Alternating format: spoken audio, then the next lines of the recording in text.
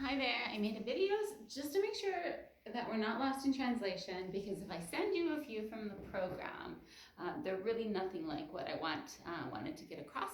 So I'm going to start with the first one, and the first one that was a little bit new was trying to find hip extension. So trying to find that sense of using the glute max to press down. So it's kind of that idea of that heel toe action, or going up the stairs where you're really using the bump as opposed to kind of twisting and finding more of that kind of sticky point in the hip flexors. So I've got a little Pilates ball. It's probably not enough tension. You might want like a dollar store beach ball, but you are trying to keep your hips lined up, and then you're pressing in there, kind of a little bit of a glute contraction. So we're thinking of just really finding that muscle, keeping things aligned.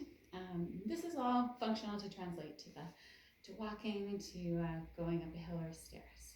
So you can hold that for 5 to 10 seconds, release, and it's always really pacing what your body's feeling. But if you can kind of just go to that edge of fatigue, that's great. So if you can maybe start with 10 times, maybe 2 sets of 10, progress to 3 as able. That's kind of what we're looking at throughout for all the exercises.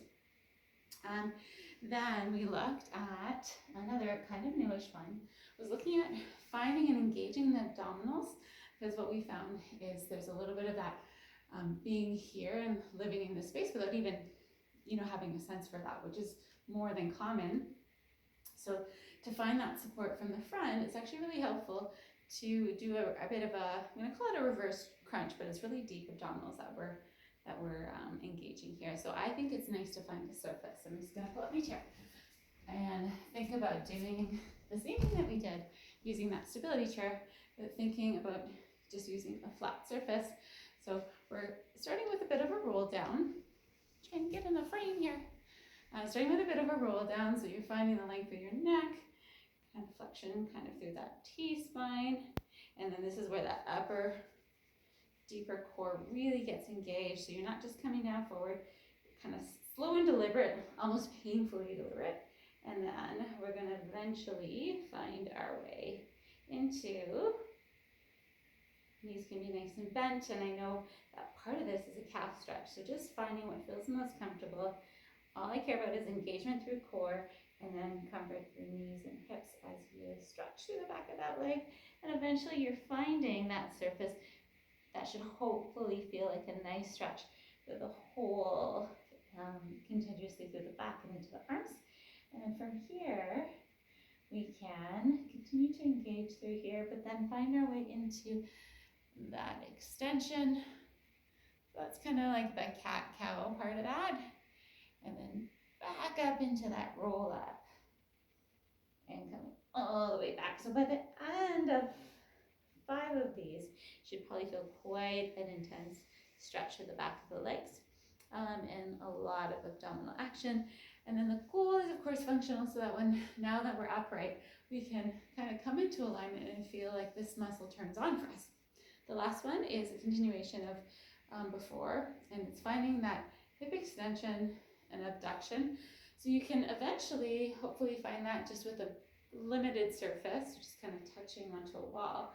But we found that it was really helpful to be able to put the upper body over a surface to really find those muscles. I'm going to come here. And so for you, that might be a table. This is going to be a little bit less.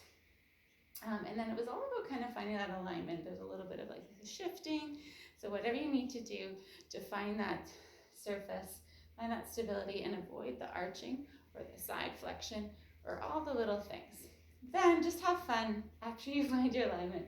Forget about it a little and just think about the muscle. So coming straight back here, you're going to feel it in the standing leg too. That's totally fine. We're happy with different muscles activating. So this is me going into this range. Now you might want to, if you feel that it's kind of hard to find the glute muscle, you might want to bend your knee just to see what's best for you. And squeeze the bum a little. Hold that for 5 seconds. Make sure that you're finding that muscle activate. And then you can come out to the side as well. So now you're going to feel it in the back and slightly to the side through there. So I like 5-second holds, especially to start, so we find the alignment and we find the muscle, and then we can do 10, as I mentioned before, 10 sets, and then, 10 reps and 2 sets, 2 to 3 sets. The third set, you would add gradually. You want to feel a nice burn, and you want to feel that delayed muscle onset, and you know it's working. All right, I hope this was helpful and not too long of a video.